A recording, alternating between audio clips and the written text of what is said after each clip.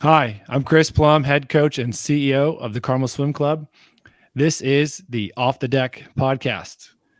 Off the Deck champions Carmel Swim Club's mission, teaching excellence through swimming for life. Off the Deck is sponsored by the Carmel Swim Academy. The Carmel Swim Academy will provide an entry point for more children in central Indiana to have access to life-saving programs. We are compelled to use our expertise in swimming to make our community safer and to ensure every child has the opportunity to learn to swim. To learn more, visit www.thecarmelswimacademy.org. Gain Swimming also sponsors the Off the Deck podcast. Gain Swimming is the gold standard in dryland training. If you are interested in a consultation, please contact Chris Webb at chris@thegainnetwork.com. To learn more, visit www.thegainnetwork.com/gainswimming.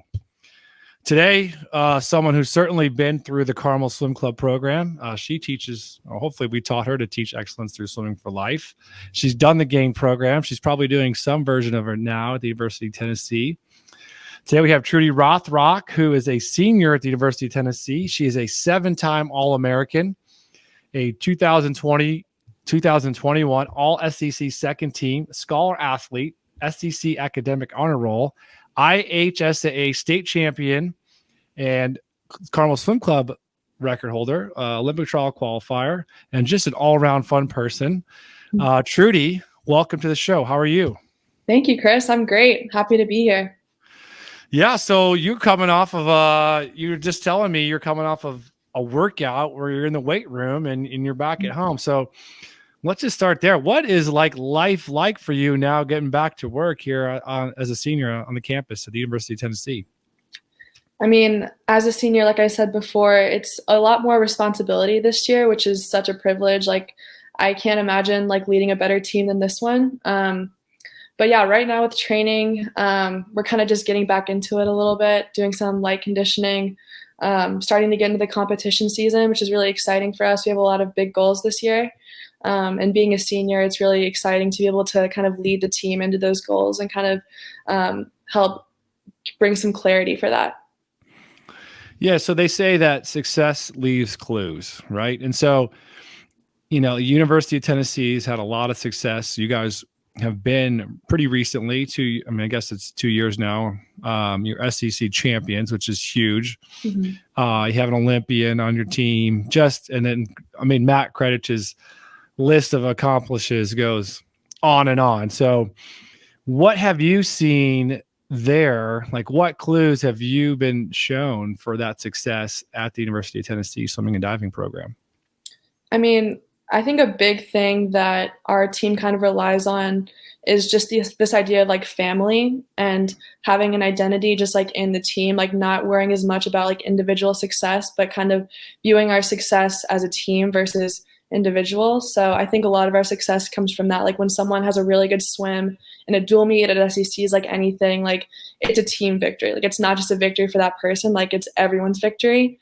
So I think that's a big part of our success. I think that's where we put a lot of our identity in. And this year is kind of different too, because we are now a combined team. So the men and the women are together. So you kind of get that energy from both teams. You get to share our experiences between the two teams. So really just, having that family environment and really just sharing our victories as a whole team, I think is something that our team really relies on.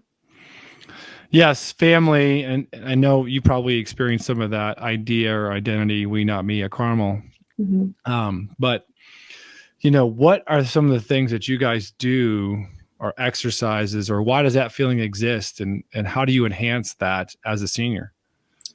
I mean, I think it's just built into the team. It's what we're known for. Everyone knows Tennessee is the craziest team on deck. We're always cheering the loudest. We have the best energy. So we kind of had that reputation. And I think the coaches, especially Matt, really help reinforce that kind of idea. So the coaches really help, and it just makes it more fun. And I think coming from Carmel, especially where you guys always emphasize FTT, for the team, I was able to bring that into college and kind of share that experience with everyone. And I think that kind of strengthened the culture here. But yeah, I think just focusing on that has been really big for us. Yeah, and you have continued to improve. I won't name names, but there are certain coaches that continue to say that Carmel swimmers don't get better in college, and yet here you are, uh, another fact to the contrary of that idea. But it's certainly not easy to get better. How have you continued to improve your swimming over these past 3 years? I think just constant goal setting for me has been really important, like always looking for the next thing, never being satisfied with what I've done already. And the coaches have been really helpful with that. Like they're always willing to talk about your goals and kind of look for the next best thing because I mean, there's always something you can improve on. Like even if you're like at the highest level in the sport, like there's always something. So I think the coaches have done a really good job of looking for those little edges to like get you ahead of the competition. And yeah, just never being satisfied, always looking to compete and looking to be better in every possible way. Yeah, and you certainly lived up to that. And you've been a steady improver in both fly and free, and IM. I mean, you got better in everything, and I think that speaks to you and credit to the program. But it's certainly not easy because you don't see it everywhere. What are the things that maybe specifically? Is I always find it fascinating that Tennessee, to me, they're always like on the cutting edge of doing new things. And like, I would agree on the, there's the culture side of what we see, but we also see Matt, I think, is a little bit of a different thinker. So are there any things that you guys do on a daily basis or weekly basis that you think maybe set you apart at Tennessee? Yeah, I mean, Matt's always into like the scientific things. Like he's always like looking at data. Like we obviously wear the whoops, and that kind of gives us an idea of like where we're at training wise. And we also do something called lactate testing where we'll like swim like a 400 or something at like a pink pace, and then we'll take our lactate levels in our blood, and Matt will kind of use that data to kind of build our sets, like build our threshold sets, basically. So yeah, science I think is definitely a big part of the program, and Matt kind of tries to like incorporate that into our training. But in terms of like a daily, like weekly basis, I don't know. I mean, at the beginning of the year, we do this thing where we kind of like relearn every stroke. Like the coaches give presentations on each stroke, and then we watch the presentations, and then we get in the pool and then try to incorporate that into our stroke. Like we kind of just like rebuild our stroke at the beginning of each season. And I kind of think that helps us find new ways to improve and look at our strokes in a little bit different way that we wouldn't have otherwise. Yeah. So each coach is kind of like responsible for a different stroke. Do I have that right? I mean, not kind of, yeah. I mean, they kind of just rotate. Like sometimes Matt will take like backstroke, butterfly, and then the other coaches will take like the other couple strokes. Like we do all 4 stroke presentations, and then we learn like turns. And then we also had a breathing presentation this year too, which was kind of interesting. But we kind of just start fresh every year and like relearn everything, just to give us a different perspective. So breathing presentation, are you talking about like just in how you're breathing in your normal day or breathing in the pool? Kind of both. Okay. Matt he's really into breathing. He thinks it's like the key to success in like anything that you do, basically. But yeah, just talking about like how you breathe like on a daily basis and like kind of reprogramming like how you think about it, because there's like a lot of data to back up that it makes huge differences in the way you perform in races and also just like the way you perform in like normal life. So yeah, it was an interesting presentation for sure. I enjoyed it. You're talking about nasal breathing, right? Yeah, nose breathing specifically. Yeah, diaphragm, nose breathing. Yeah. We even taped our mouth closed for dynamic warm-up because Matt wanted us to breathe through our nose the whole time, which actually was kind of helpful. Like it forced you to do it and it was kind of scary, but it was interesting. Sounds fascinating. So that's the type of thing I'm talking about. Like those are unique ideas that I don't, hear about very often. So I love that they're on the cutting edge of that. I know you mentioned how you felt the team is like a family, and it is actually a family for you because your younger brother, Gus, or as I like to call him, Augustus, because that is his real name, Augustus Rothrock, is now on the team. Are there any other brother-sister combos on the team, and how's that been? I don't think there's any, not in recent history, I don't think. There are a couple of brothers, but no brother sister.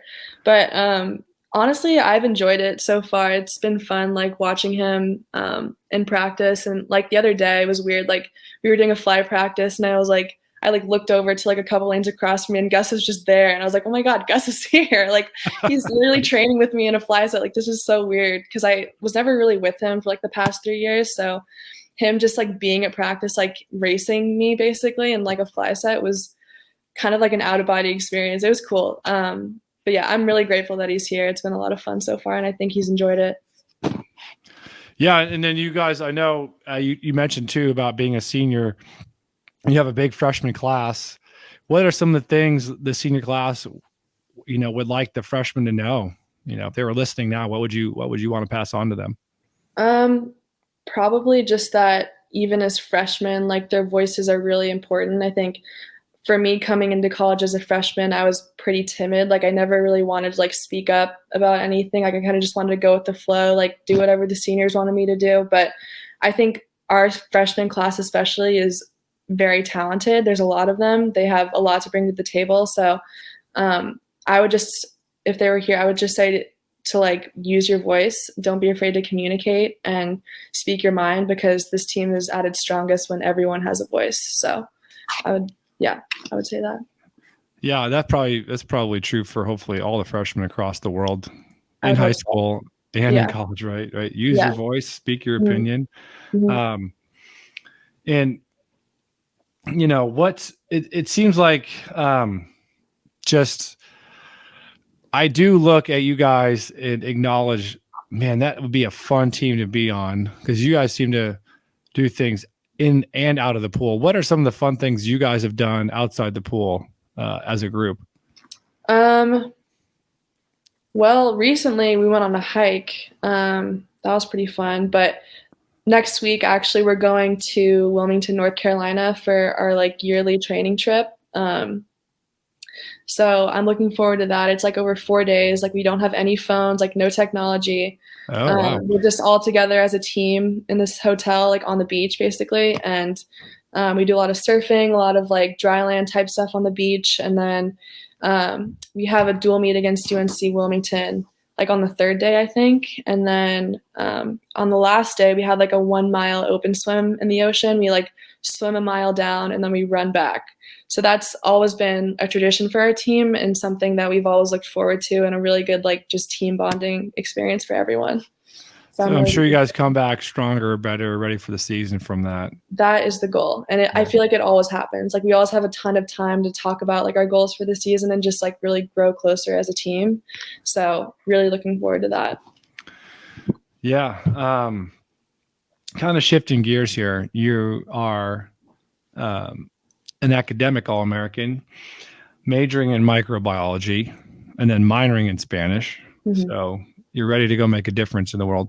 How have you balanced, SEC top level swimming? I mean, I know it's a lot, and then that with your schoolwork and to get the grades. Like, how have you lived into that, and how do you balance your life, your day, your schedule?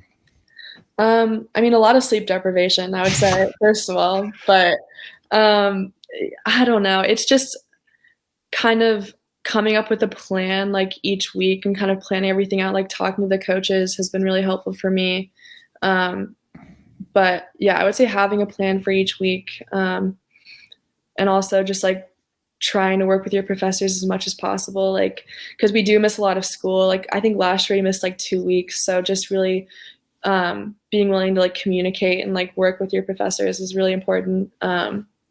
But yeah, it's definitely a tough balance, especially for summers, because we are practicing so much every morning and pretty much every afternoon. So just like finding a balance, like having good time management, but also like letting yourself recover, like giving yourself time to recover, finding that balance. I don't know if I've even like fully figured it out yet. Like I'm still like staying up pretty late some nights, but I think being a student athlete has definitely helped with my time management and will definitely help like once I'm done with swimming, because it's kind of forced me to stop procrastinating as much as I used to. So right, you got to get it done. You're right. Yeah, exactly. Yeah.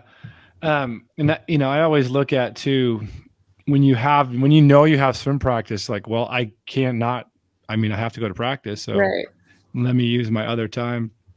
And not everyone gets that. So, I mean, congrats to you for being able to do all those things. Yeah. What's your plan afterwards? Like when you're done graduating? I'm thinking right now to do a gap year and just get more experience working in the medical field because I want to go to PA school. Okay. But in order to do that, you have to have a couple thousand hours of experience. So I don't have that experience yet because swimming is kind of tough to schedule around that kind of thing. But yeah, the ultimate goal is to go to PA school. So great. Yeah. So anywhere in particular you want to stay there, or you want to go somewhere different? I think I want to go somewhere different. But I think next year I'm planning on staying in Knoxville to get some experience. So good. And then if we could kind of go back in time, I know you obviously were a phenomenal swimmer at Carmel.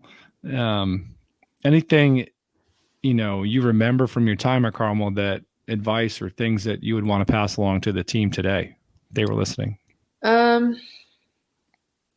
mean, the main memories that stick out for me from Carmel are probably just high school state. Like those are always the most memorable meets for me. The ones that I've enjoyed the most and gotten the most out of. And it probably sounds really cliche, and everyone says this, I'm sure, but just like enjoying the journey, enjoying the process, because high school, it doesn't last as long as you think it will. And just being on that team is such like a once in a lifetime opportunity. So just really soaking that experience in, because college is fun. Like it's great. I love college and college swimming, but it's not the same. So I would just say enjoy every moment you have. And also just always look for ways to get better. Like there's always something you can improve on. So just, enjoy it, enjoy the process, but never be satisfied. Yeah.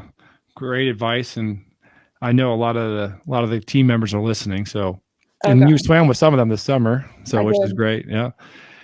But even if we go before that, you 7th and 8th grade, you are really good at running, right? You were across. I was okay. Yeah, no, you were good. I was okay. Okay, I know you're humble, but you had a decision to make, right? I mean, you could have gone cross country. You were a hard worker. You would have figured it out. Like, what drew you to the pool?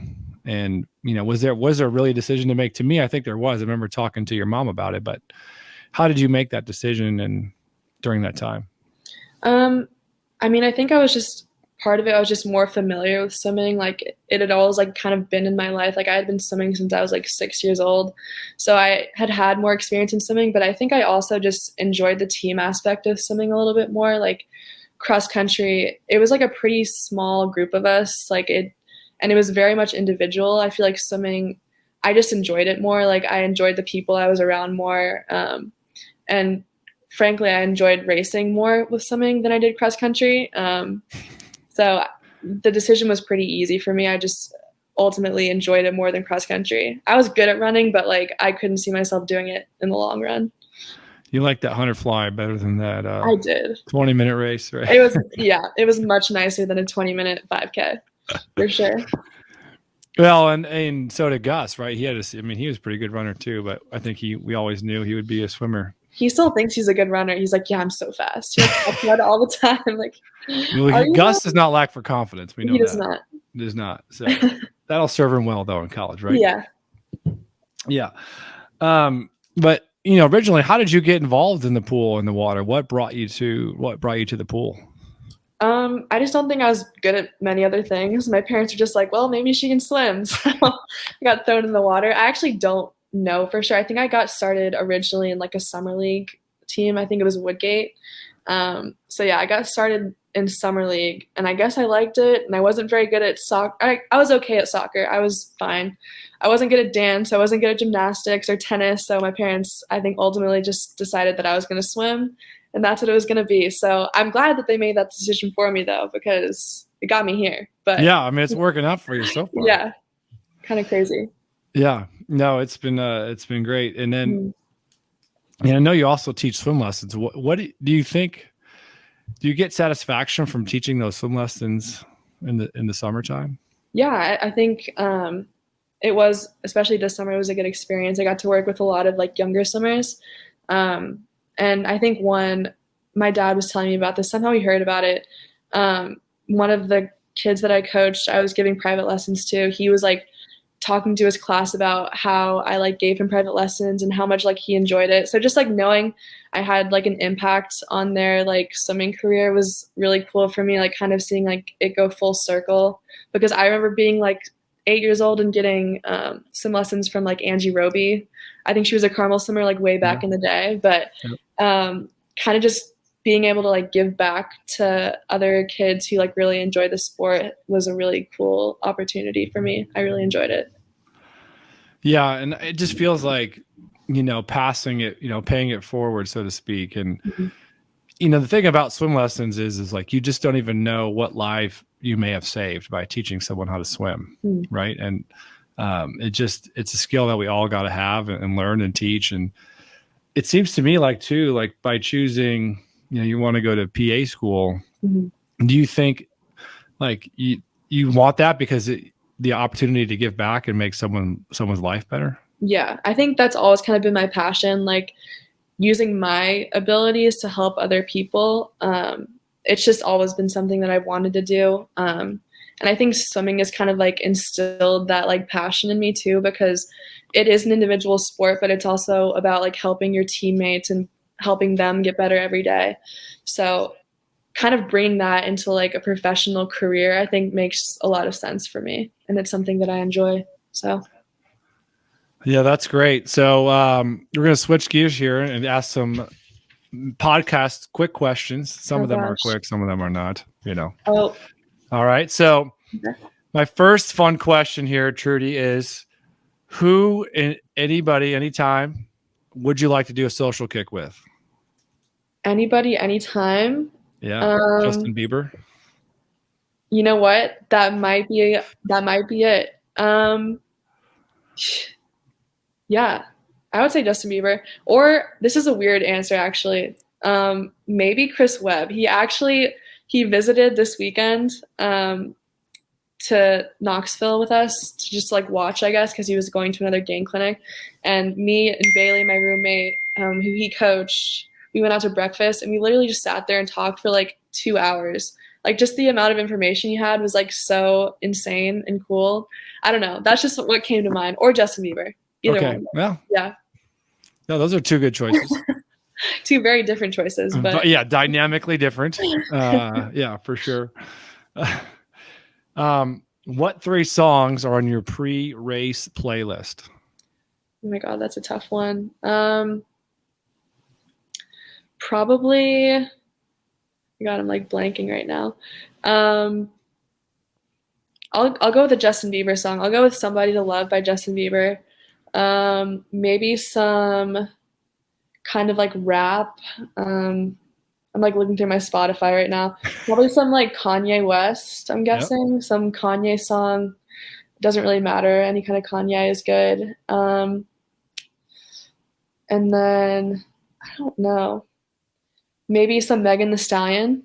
Some Circles. I don't know. That's such a hard question. These are hard to answer fast. You're supposed to be like, all right, boom, boom, boom. Yeah. What song would you least like to pop up during practice? Least like? Probably anything like slow and country. Like it doesn't really matter, but if it's like an early 2000s country song, I will not be into it. Not be into it. Yeah. Even at Tennessee, even though the country's popular. Yeah, you would think I would like country music a lot by now, but still not happening. Yeah. If you could post a billboard at the pool for everyone to read, what would it say? For everyone to read, probably either DBAB or HTFU. They're like some acronyms that we have that Greg, our weight coach, came up with. They're kind of profane, so I don't know if I should say them on your podcast. Probably not. But they're motivating for the team. So okay. Yeah. There you go. Would you rather swim the deep end or shallow end? Deep end. There's like a little mysterious. Yeah, I think deep end. Yeah, deep end is superior. Are you early to the blocks or last to the blocks? Last. That's an easy one. Definitely last. People like think I'm gonna miss my event because I get there so late. I still get to the blocks late, like even in college. Trudy, I think I could tell a story from you at juniors, and I thought for sure you were missing your event, and somehow you still made it. Oh yeah, I think I was a panic moment for me because I think it was like your 100 fly, like your best event, and but you got it. Was it finals or prelims? I think it was prelims. Okay. I think your mom was like yelling at me, and I was like, I don't know where she is. And so I was like, where's Trudy? And we just nonchalantly got up there and I was chilling. What is your perfect IM order? That's a good one. Probably fly, breast, back free. I feel like getting breast out of the way a little bit earlier because I would probably get ahead a little bit on fly and then probably lose that lead on the breaststroke and then maybe hold it for backstroke and then freestyle. And run that just has to go at the end, Yeah, I got it. Yeah. Kickboard or no kickboard? No kickboard. Kick or pull? Pull. Yeah, you're a puller. Yeah. Would you rather be in a pool that's too warm or too cold? Too cold. Okay. Lane leader or caboose? Caboose. And what's your favorite Gatorade or Powerade color? It has to be blue, right? Blue. Yeah, I love it. Yeah, blue. Yeah. That's good stuff. Anything else you want to tell everyone before we finish this up? I don't think so. But it's been really fun talking to you. I'm really glad that I had the chance to get on here and answer some questions. I didn't have very good quick fire answers, but I really tried. But yeah, thank you. I really appreciate it. Yeah, it's been great, Trudy. Thanks for getting on. Yeah, of course.